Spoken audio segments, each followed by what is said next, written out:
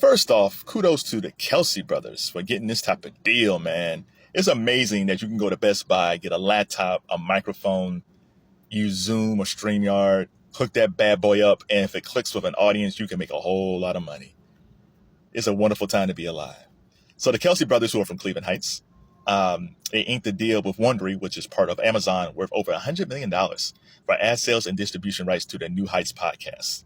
It's funny, they're both born in Cleveland Heights, but where Jason stayed in Cleveland Heights, seems like Travis kind of got on his bike and went down to the hood in Cleveland a lot of times.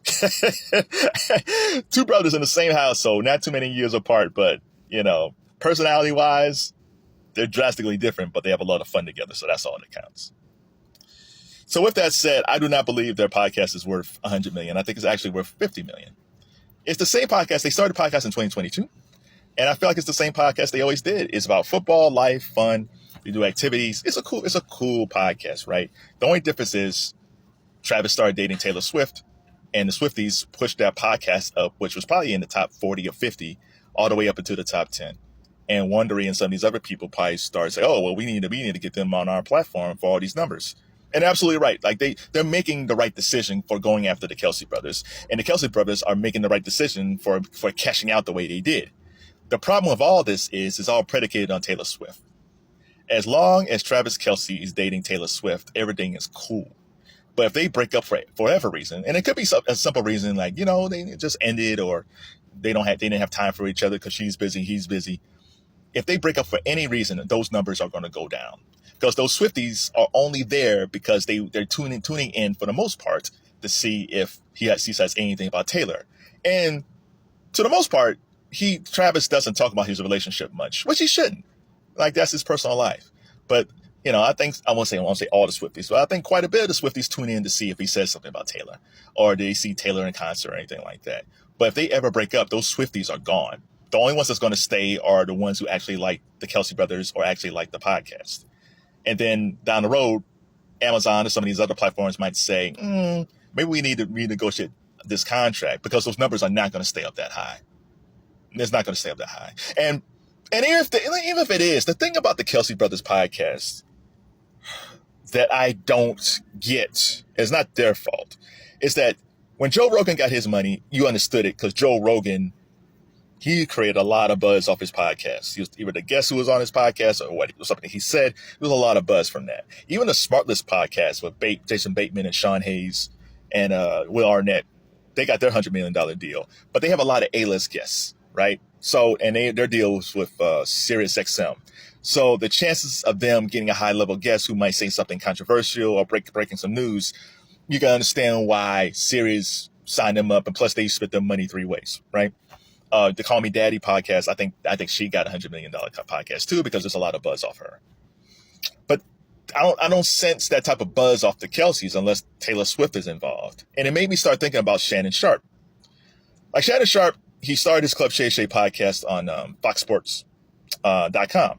So when he left Fox Sports, he was able to get the rights to Club Shay Shay back, which is amazing. Shout out to his team. Like Shannon's team, whoever they are, he got a great staff. So he took Club Shay Shay and he took it to Colin Cowherd's Volume Media production.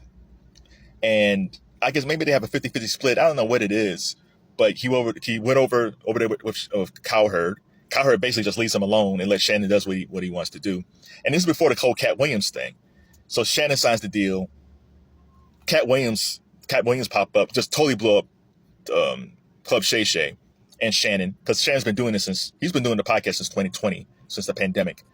And then from then, like every other month, there's somebody off his show who's creating a buzz. Either they say something controversial, or Shannon asked them a question and the person's answer caught the buzz of the media. But there's always buzz coming off Club Shay Shay. And then you also have Nightcap with Ochocinco. So Shannon, which I really, as much as I love Club Shay Shay, I really enjoy Nightcap with Shannon and Ocho. I love that show.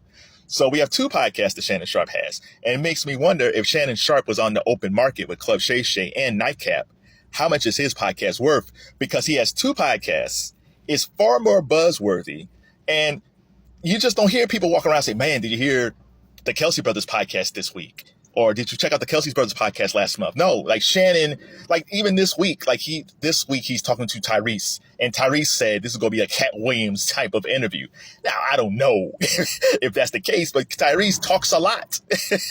And he means well, but Tyrese says a lot of things, and there could be something that comes out of this interview. It might not be what he thinks. It might be something that he didn't even think about what he said, and that might cause a stir, but that's the type of thing that Shannon does with his podcast. Like, he creates a media buzz. So if the Kelce brothers are worth $100 million with theirs, how much money is Shannon Sharpe worth if he decided if his deal with Colin ended, which I don't know.